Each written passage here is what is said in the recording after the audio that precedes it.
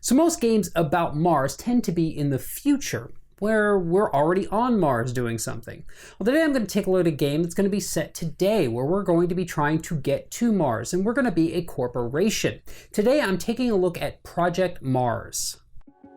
It's time for another Dice Tower review with Robert Geistlinger. So here we're taking a look at Project Mars, which is a bidding and drafting game for 2 to 4 players, where you're going to be a space contractor racing to be the first company with resources to send humans to Mars. The player who gets all of their modules loaded into low orbit and then acquires a launch date will be the winner, but you need to do so before we run through this deck for the second time. In order to achieve victory, players need to acquire employees and office space. They need to acquire new technologies, and they might even need to get help from third-party vendors. So while this is a game about sending humans to Mars, it is in effect a simulation of building and running a company as well. The main resources of the game are money, approval, office space, materials, and engineering. Each round is played in the same sequence, following the same 6 steps, which is laid out here in front of the players on their player boards. Step 1 is a draw phase. Now this is skipped in the first round because we've already set it up. But in later rounds, that means that whoever is the contract holder at the time will be refilling in these up to the number of cards for the number of players. Now we are set up here for a 2-player game. Now a note here is once this deck is depleted for the first time, you're going to shuffle the discards and then remove the top 10 cards and shuffle in this launch date card. That card is going to then be shuffled in and put on top, so that the launch date will come out in those first 10 cards. And once it is, it stays in place holding one of these until someone takes it. Now step 2 is the contract phase, and this is the bidding phase of the game. So starting with the player who is holding the contract, they will get to bid a number of materials in order to have that contract, and it'll go around the table until someone has won that. Now only the player who wins the auction for it will have to pay. Everyone else will take back their materials. Now the contract carries 2 benefits and 1 negative, which we will cover here in a minute. Now step 3 is the payday phase. This is where players need to pay their employees. And I have an employee here just to give her an example. They wouldn't have started one at the game. But so this player here is the contract player. They need to pay 1 coin per employee they have. And that is only the contract. So if they had 3 here, they would need to pay 3 coins. However, all other players at the table, if they have 1 or more employees, they, on the other hand, will only pay 1 coin. So that is the negative side of holding the contract. If you cannot pay for your employees in full, you must discard one of those employees to the discard pile. Step 4 is the place module phase. Now, this is where each player in turn will get a chance to deploy one of these modules, and only one. Even if you can afford multiple, you can only do 1 per round. And you're going to pay for this according to what's here. And you don't have to do these in any order, but if we look here, we see that to do a fuel depot here, we need to have an engineering skill of 3 and 5 money, and that would allow us to then put one of these on. Down here, these are the same thing with engineering in 2, 4, and 6, I believe, but these actually get paid for with material as opposed to money. Now step 5 is the action phase, and the action phase is where the benefits of having the contract come into play. Because not only will the contract player get first selection of an action, after all players at the table have taken an action, the contract player will get 1 additional action. So while it can be a steep price to get the contract sometimes, it could be potentially very well worth it. Now on the player boards, it does list out the actions that you can take, but I am going to just go through them real quick for you. First thing you can do is hire an employee, and this is fairly simple. You spend the amount of money listed on the left side of the card, and then you take it and you put it into your playing area, provided you have the office space available for it. Now at the start of the turn, players only have 2 office space, so they can only hold 2 employees. But as you expand your office space resource, you will be able to hold more. And employees will get us various benefits, such as here, this project lead gets us 2 additional approval, and that costs us 2 money. This one costs us 4 money, but gets us 2 engineer for this engineer. We have a facilities manager, it costs us 3, and we gain an approval, but we also get the ability to get office space without paying materials, and I'll explain that here in a minute. So the next thing we can do is we can expand office space using this card here. Now this needs one of two things. Either we can spend 2 materials to purchase the card, and that would allow us to then gain 2 on our office space. So now we be able to hold 2 more employees, unless we have the facilities manager already under employ. She has this special skill here that matches up with this. That means we could take this card for free. Another thing you can do is take a vendor card. Now vendor cards, you need to have a higher approval. And everyone to start a game starts with 3, and this card here requires 5.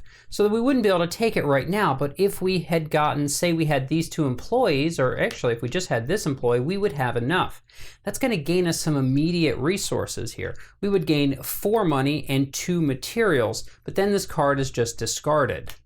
Another action you can do is to take a technology card, and technology cards are going to need engineering skills. And when you take them, so let's say at the start of the game we have 1, so we would be able to, actually, no, right now we have 3 because we have this employee, so we could afford either one of these. We could take this card. This will gain us 1 material every time we hire an employee. So this is basically going to be your engine building portion of the game and allow you to expand what you're gaining when you're taking actions, but it also is really, a lot of times, going to get you extra engineering too. This one here is a breakthrough, and this one we need an engineering of 2, but now we gain 1. So now we would have, instead of the 3 for here, we now have 4 engineering. If none of the cards appeal to you and you simply don't want to do any of that, you can also elect to simply just take 2 money from the supply as an action. Or you can spend 10 money and gain 2 materials. Now the final actions a player can choose are the perform a test flight or acquire launch date. Now I'm gonna go through the test flight cards first because the launch date doesn't happen until basically you're ready to win the game. To take one of these test flight cards, of which they're never here, they're always here, and you can only have 1 of these. You need to have a cost of, you need to spend a cost of 1 material and a module that you've already deployed. So keep in mind that it is going to make you have to rebuild that module. But if we were to do that, we would put that here, and now we would, when we get to the end game, we would have a engineering requirement of 1 less. And then finally, the last action is the launch date. Now this is only available once it's here, and you also have to have built all of your modules. So we'll do that real quick here. And you need to have an engineering skill. Now because this player has the test flight, they only need to have 9 because this requires 10 in a 2-player game. Now they don't have it, so they couldn't take it. But if they had the 9 engineering, they could claim the card as their action and thus win the game. Now after the action phase, the game moves to a step 6, which is the reorganize phase. The first thing that's going to happen is the contract is going to be passed to the next player on the left, and then that player is going to discard from the middle here down to 2 cards. So we could maybe get rid of these cards. They will choose which cards they want to get rid of. And that means at the start of the next round, the players will then refill in this. So once we've done that, a new round will then begin again over unless the draw pile becomes depleted for a second time, in which case all players have missed the launch window and lose the game. If on the other hand, a player manages to get their launch date before the second time through the deck, then they have won the game and are on their way to Mars. So that's a look at Project Mars. Now, as I said in the overview, this game is kind of less about Mars and more about running a company. And in running a company and building it up, I think it's pretty successful in that. The only negative I had in just the mechanisms itself was the auction, and that's only in a 2-player game. In a 2-player game, I found the auction kind of worked differently than a 4-player. I often didn't want the contract, and I actually found myself trying to find ways to not have the contract. So I think that I enjoyed this game more at 4 players. Now, as to everything else in the game, I really liked it. I liked building out my company. I liked hiring employees. I liked the benefits of it. The artwork in the game, it leaves something to be desired. It's not going to catch anyone's attention. It's functional art. and it's okay. Now, when I looked in the rulebook, I did see that some of the art is actually from Shutterstock, and it kind of shows here is that the artwork was very secondary to this. Now, the theme is interesting. I like the idea of us, instead of being on Mars, I like the idea of us being here on Earth in present day and trying to work up our company to be the first person, a space race of sorts. And that's something I really enjoy. Now, a problem I have with this game is the fact that when I was first setting it up for my very first play, I got everything set up. I hadn't even read the rule book yet. And I realized as I was starting to read how the rules play and just looking at the game on the table, this seemed incredibly familiar to me. And then suddenly I put the rule book down and I was like, I'm going to see if I can guess how this game is played. And what do you know? I was right. I knew how this game played because I've played this game before. There's an older game by Dan Kasser, who you know as he did Blood of an Englishman and a few other games that are Arboretum. And he's a well-known designer. But there's an older Rio Grande published title of his called Cavemen, The Quest for Fire. This is that game.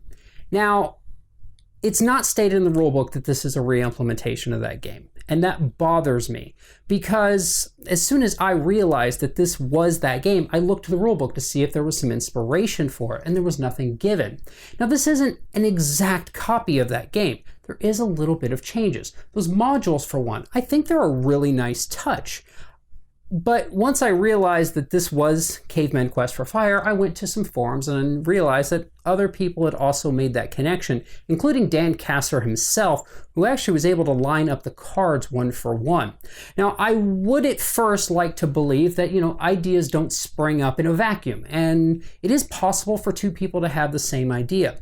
However, it does show on some public things that the designer of this game does own Cavemen Quest for Fire and had logged plays. Therefore, he had to at least draw on some very, very heavy inspiration at best for this.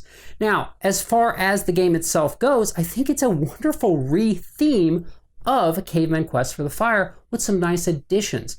I am very hesitant to recommend the game, however, because I do, in the end, believe that this game is a ripoff of sorts of Cavemen Quest for the Fire. And also, I enjoy Cavemen Quest for the Fire as far as the artwork goes a lot better.